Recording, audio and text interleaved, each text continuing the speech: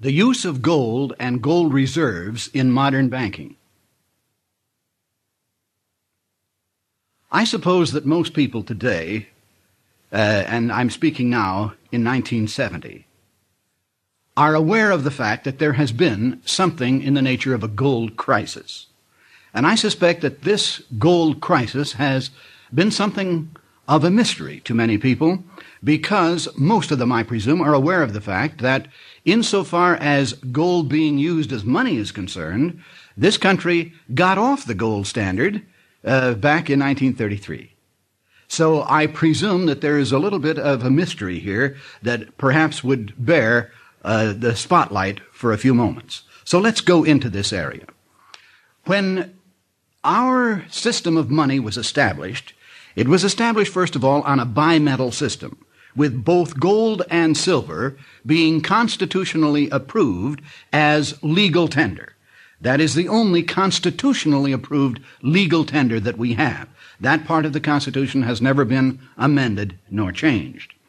Now, basing our money system on gold and silver meant that although the Congress passed laws relating to how much money would be in existence, or what the ratio between gold and silver would be, and so on, there was a basic recognition that if the government printed a piece of paper, that the paper was merely an evidence of credit, and that there was on deposit a certain amount of gold and silver to redeem the credit money that had been put out into use.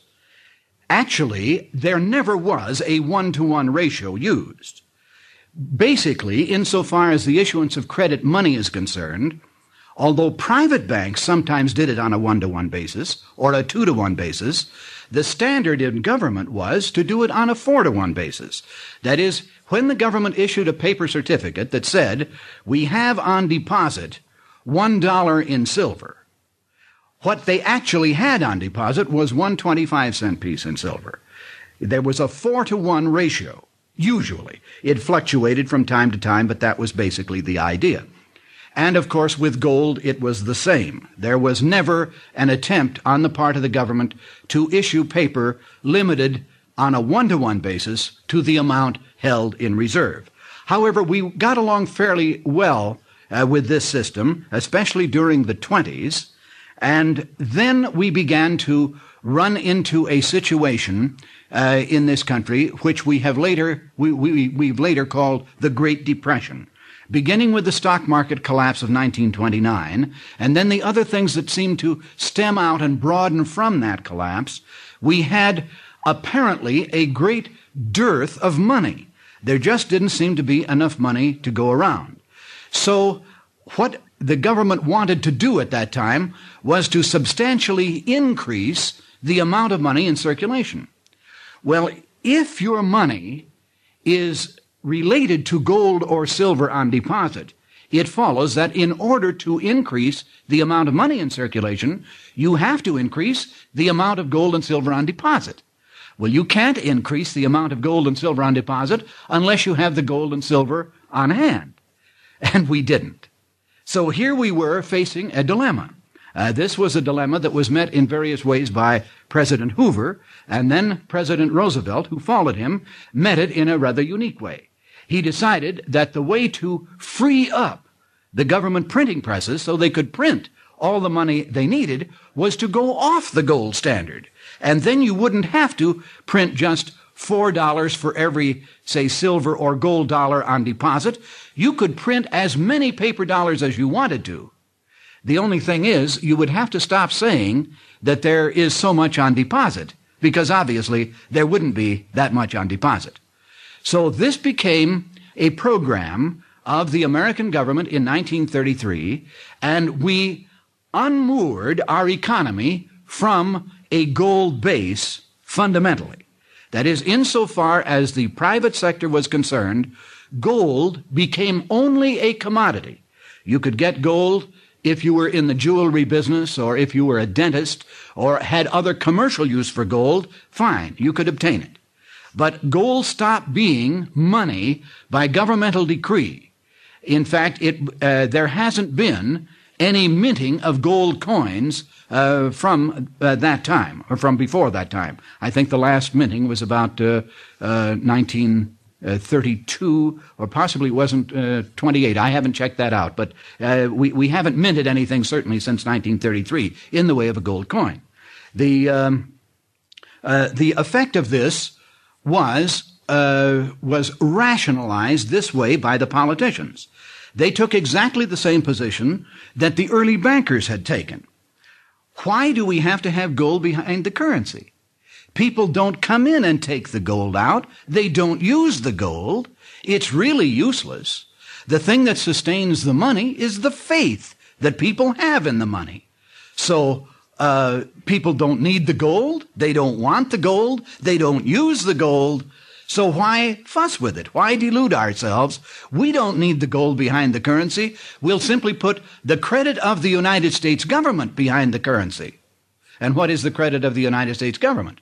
Well, that is the credit of the taxpayers that support the United States government. So in essence, and it became a slogan at that time, we don't have to worry about the money because any debt that is involved is merely a debt that we owe to ourselves. We simply take it out of one pocket and put it back in the other, and money is a means of exchange, and that's all it is, which is true, and there we have it. So this was the way it was rationalized.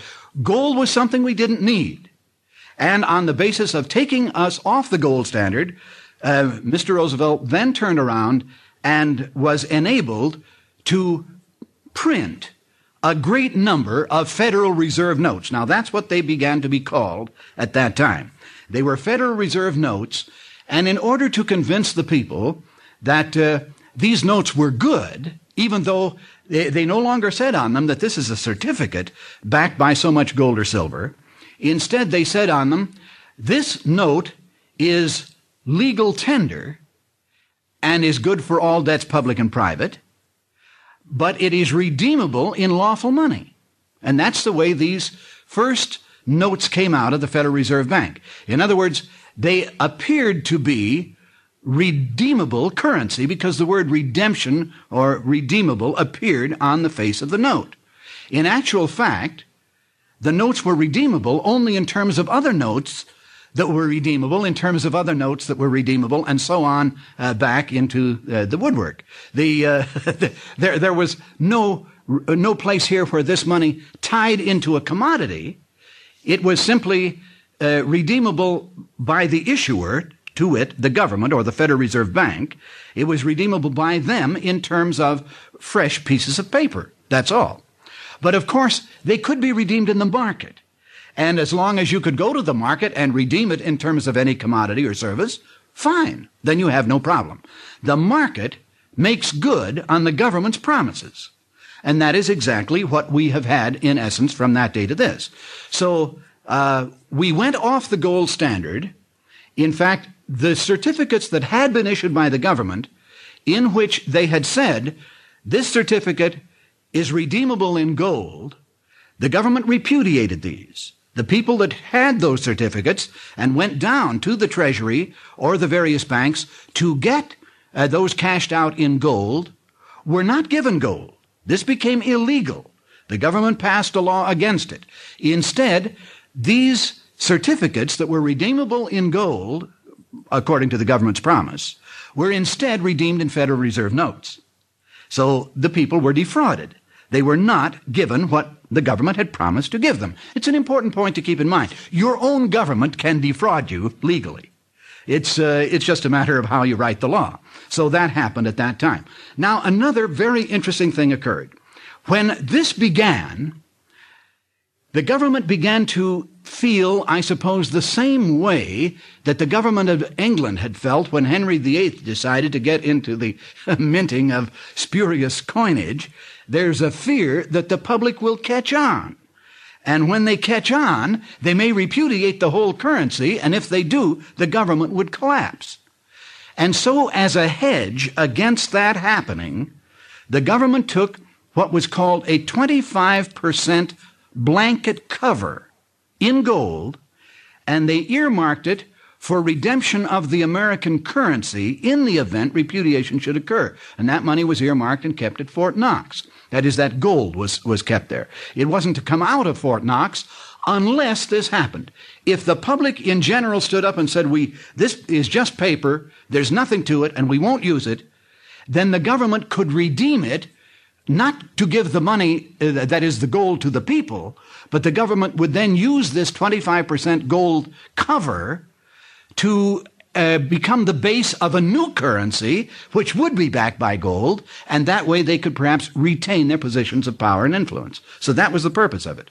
Now, the minute they passed that law, granting the government a 25% cover, the bankers came in on it and they said, wait a minute, we're the fellows that handle this stuff. And if there is a general repudiation, we are the boys that are going to get our fingers burned. If the government can have a 25% cover, so can we. And this was approved. So the bankers also got a 25% cover. You understand, none of this gold now, in the event of repudiation, would flow into the hands of people like you and me. It would flow into the hands of the bankers or the government or both in the event of repudiation. And that's the way it was set up. So, insofar as you and I were concerned, we could not get our hands on gold coins unless we were numismatists or engaged in collecting coins or something of this sort. Insofar as gold was concerned, it was banned as money from public use in this country. So here we have a 25% gold cover reserved to protect the government, another 25% gold cover to protect the bankers, and we got a lot of gold besides that. So the government decided that they would not repudiate gold redemption in European countries or elsewhere in the world. Only the American people were to be defrauded. Everybody else could get gold if they wanted to. So we had the interesting situation of having an American able to go abroad and redeem American currency for gold and use gold as money abroad. But when he came back here, the law forbids him to use gold as money, and he cannot redeem American paper money for gold in this country. So that was the system that developed following 1933. And it continued this way for a number of years. We got up to about 1940, 41, and as you know, World War II began in this period of time. We usually date it with 1939 and the advance of Hitler into Poland, although actually, if you want to be accurate, World War II really began in China in 1936 with the incident at Mukden. But usually we in the Western world think of the World War beginning in September of 1939. And then, of course, we were involved after Pearl Harbor in December of 41. But so we tend to think around 1940 as the beginning of this whole period. Now, at that time, getting back to the gold question, we had on deposit in the Federal Reserve Bank and in the Treasury approximately $14 billion in gold reserves, a portion of which was earmarked to redeem the government, a portion was earmarked to redeem the banks, and the rest was available for foreign redemption. Nothing was available here. Well, this meant that there was about a total of $8 billion that was reserved to redeem federal and banking practices in this country, and the balance of the $14 billion was available for redemption of foreign claims. And that's the way it was in 1940, just before we entered World War II. Now, this helps to explain the political view relating to loans and grants to Europeans to help them insofar as the war economy was concerned. Keep in mind now that the political view, which had been sustained by such economists as John Maynard Keynes and other very noteworthy and very well-known economists, was that gold isn't needed. You don't need it. So here we have a stockpile of $14 billion worth of gold that is just so much useless material. You're not using it commercially. You're not using it for money. And there it sits, and it's expensive even to keep it there. So the government took a very liberal view of gold. And so when the pressures began to mount in Europe, the government turned around and granted loans on a very open-handed base to every one of our allies or potential allies in Europe. We gave them, well, what we called at first lend-lease. That is, we lent them things, money, we leased them things, and we didn't even ask for a payment. And when we put out credits over there, these credits were redeemable in gold because the politicians took the view, why not redeem it in gold? Gold isn't worth anything anyway. So, fine, if this pleases the European governments, great. We're winning their friendship with some worthless stuff that we've got over here in surplus, and isn't that wonderful that we can do it? This was the political attitude, you see. And so we became open-handed, and we began this process of lending and loaning to various European powers and some Asiatic powers, directly or indirectly. And then suddenly we were involved in the war. Well, now when this happened, we became even more open-handed. We not only lent and leased, but now we gave outright in an effort to spur and bolster our allies. Now, the way we do it, I mean, the physical method is one like this. We appropriate a sum of money. That is to say, Congress passes a law that says we will offer so much economic aid to a foreign country. A slip of paper is drawn up and sent to the appropriate authorities of the foreign country, and it simply states on it that so many dollars have been appropriated for their use. And all they have to do is to take this paper, which becomes a negotiable instrument, you see, and they can go to the bank and they could redeem it in terms of other letters of credit so that they could purchase our material, or if they wanted to, they could merely convert it into gold. Now, the gold wouldn't leave the country and be shipped over to Europe. It would simply be transferred from one account, ours, into a foreign government's account. The gold wouldn't even be moved at Fort Knox, probably, or wherever it was. It would just go into, it would stay in the same vault. It's just a bookkeeping entry that's made. This gold is no longer ours. It's been redeemed, and France has it, or England has it, or whoever has it, you see. It's just moved over in the bookkeeping process. So physically, the gold remained right where it was. But here is an interesting thing that happened.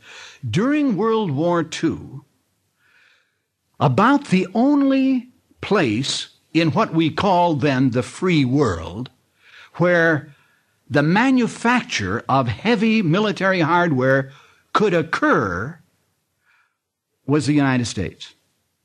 Britain was under heavy attack and bombardment, and the V-1s and V-2s were dropping, and there wasn't very much armament production there. France, as far as armament production was concerned, had virtually been wiped out. Italy was on the other side and wasn't doing much that way. Germany, of course, was our opponent, and Germany was a very productive area, producing all kinds of heavy armaments and equipment for their side of the contest. Russia didn't have any heavy equipment to produce heavy armaments and so on, or they had some, but not much. The Allied forces, including China, had no real manufacturing center except the United States. And so we became, in essence, the arsenal for the military hardware that went to the Allies. And we had a very cute little device here. Any time a foreign country was to buy military goods, we wanted to sell it to them for gold. Now, why did we do that? Well, we did it because we didn't think the gold was valuable. You see, what we wanted to do was to get these arms into their hands as quickly as possible, and we didn't want to have a drain on them to get it.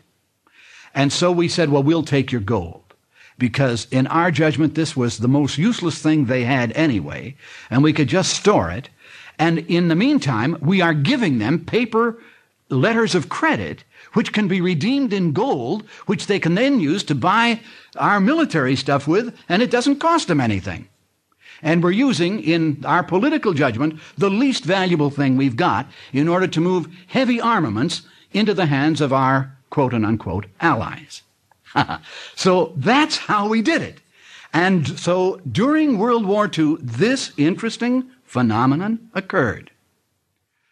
While we began in 1940 with approximately $14 billion of gold in reserve in the U.S. Treasury and in Fort Knox, we ended World War II with a deposit of better than $46 billion worth of gold on deposit. Because during that time, the golds in the world, in the hands of Britain, France, and the other allied countries, had flowed into our coffers in exchange for arms. And we had armed that part of the world for gold. So now we had even more gold than we had before. And we had adopted a liberal policy of getting rid of it, and now it had trebled in supply. So what were we to do? Well, following the war, we took an even more liberal attitude in respect to it. We became just absolutely generous to a fault. We decided we had to rebuild the countries that had been damaged in the war. Whether they had been damaged by our friends or our foes, it didn't matter. We have to now rebuild the world. And so we now began foreign aid on a grand scale. We began pouring out these letters of credit to the various governments involved, and these letters of credit are backed by gold. And, of course, to begin with, foreign powers avidly used these letters of credit to buy our equipment. They didn't want the gold either.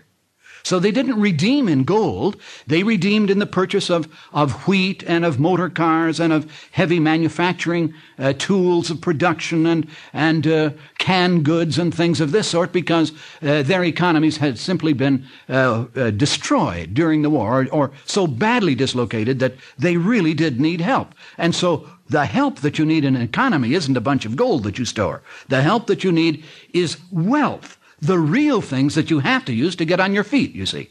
And so at the outset, following World War II, these allies of ours, as well as some of our foes, got a lot of our resources in exchange for the credits that we issued to them.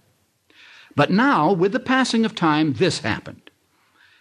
These various countries began to get back on their feet.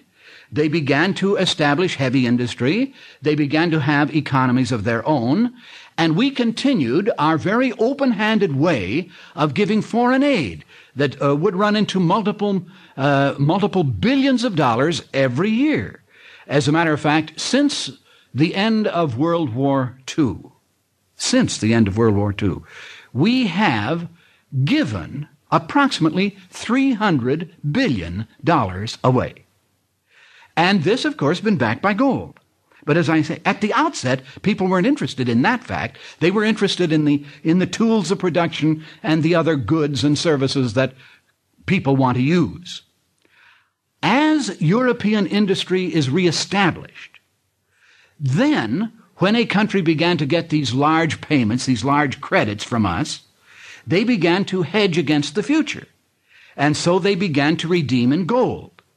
And thus, instead of having $46 billion, which we had in 1945, the amount of gold reserves began to shrink, because now the foreign powers were more interested in getting gold that they could put behind their exchanges than they were in buying merchandise and tools and things that they could use.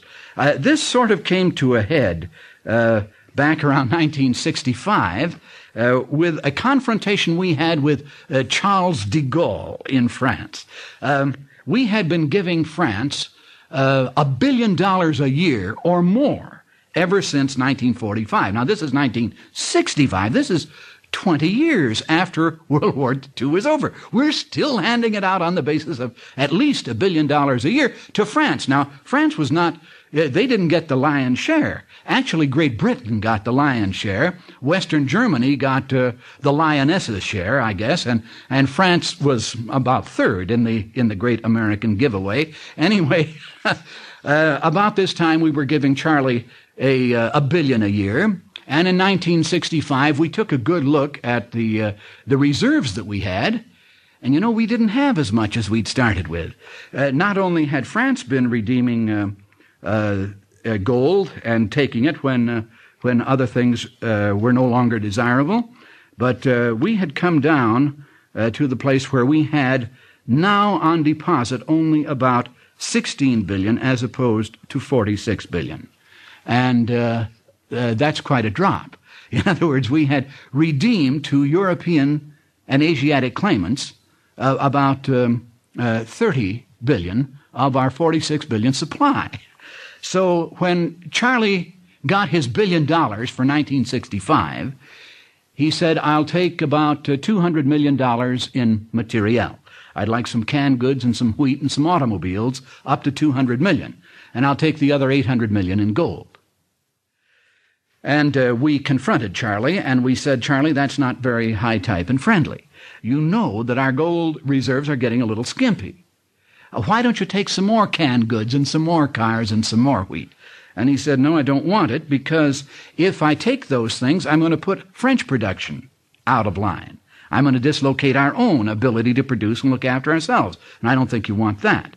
So just let me have the $1 billion, and I'll take $200 million in materials, various types, and then I'll take the other $800 million in gold.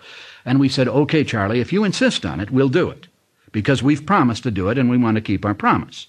So, fine. But if we do it, this will be the end of foreign aid. This will be the last time you can come to us for this kind of a handout. And Charlie said, well, now wait just a minute, fellas. I've been doing a little checking on what you've been up to, and it so happens that you have issued letters of credit, something to the tune of around 36 billion. And these are unredeemed, and they are in Europe and Asia at the present time. So, if you get tough with me and tell me that I'm not going to get any more foreign aid, I'm going to tip off all my fellow politicians in Europe and Asia. And they will discover that they're not going to get any more foreign aid either. And the result of that is going to be that they're going to take those letters of credit that they have, and they're going to demand gold redemption.